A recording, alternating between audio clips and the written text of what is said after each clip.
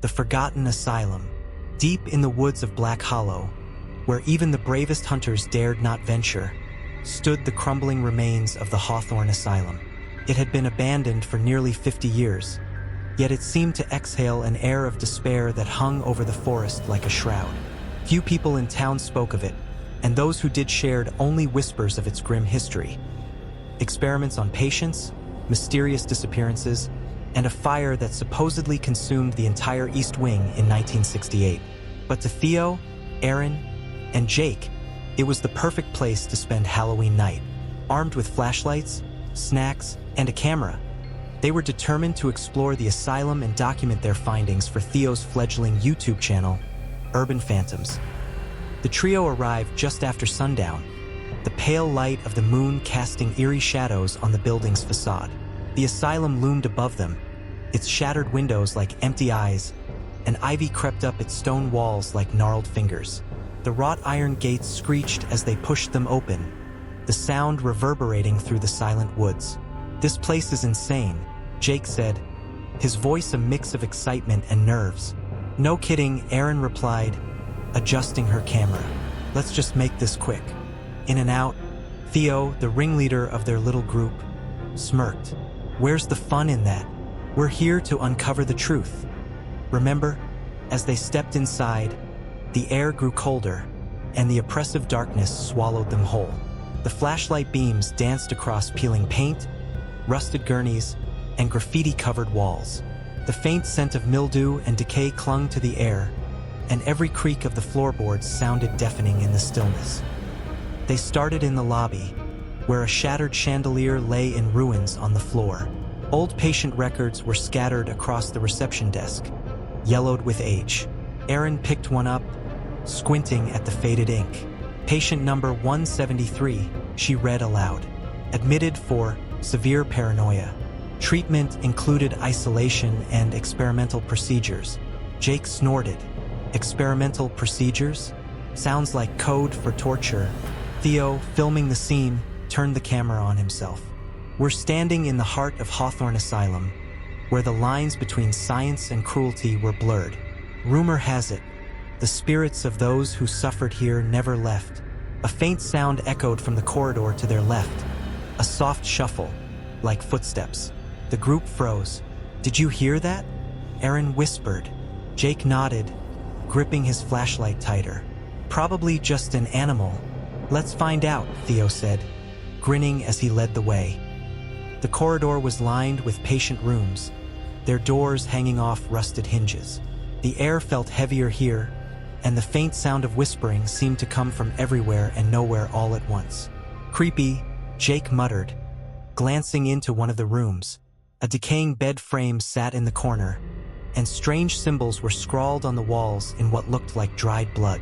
Erin focused her camera on the symbols. "These don't look like graffiti. They're ritualistic." Theo moved ahead, pushing open a double door at the end of the hallway. It led to a large room filled with rusted medical equipment. A steel operating table, broken monitors, and jars filled with murky, unidentifiable substances. "This must have been the lab," he said, his voice tinged with awe. As Erin filmed the room, a faint hum filled the air. The light on her camera flickered, and the room seemed to darken. Jake turned in a slow circle, his flashlight beam darting nervously. "Guys," he said, his voice trembling, "I don't think we're alone."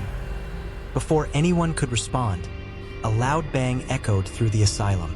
It sounded like a door slamming shut, followed by rapid, heavy footsteps. The trio huddled together, their flashlights darting wildly. "Who's there?" Theo called out, his voice shaking but defiant. No answer. Aaron whispered, "This isn't funny anymore. We need to leave." As they turned to retrace their steps, the hallway stretched impossibly long, its walls twisting and shifting like a living thing.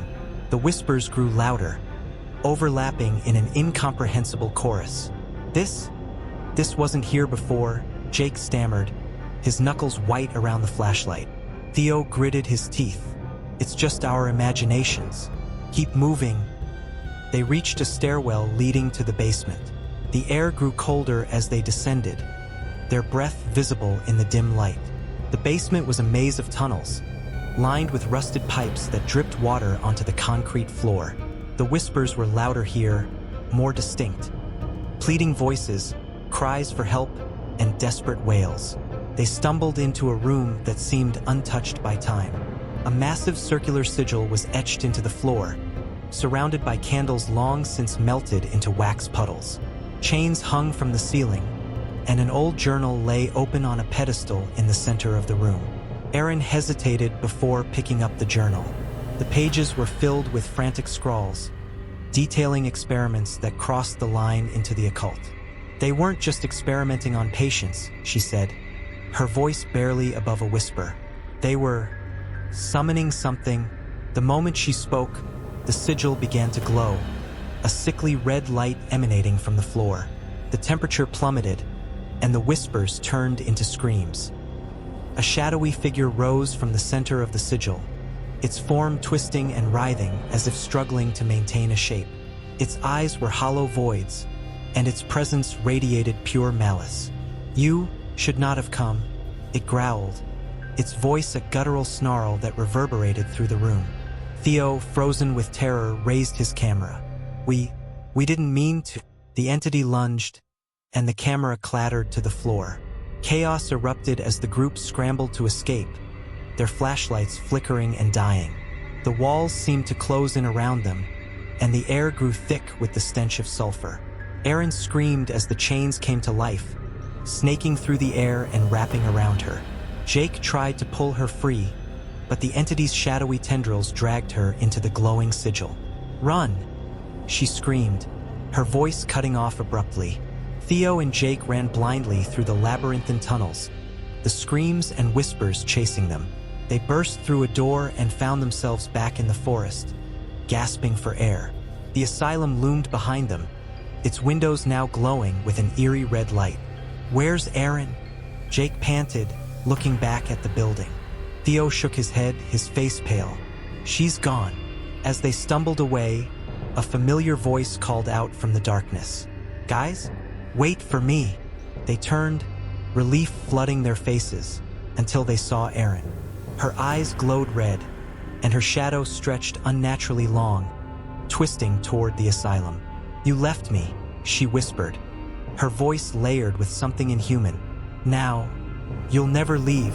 The last thing they heard was the asylum's iron gates slamming shut.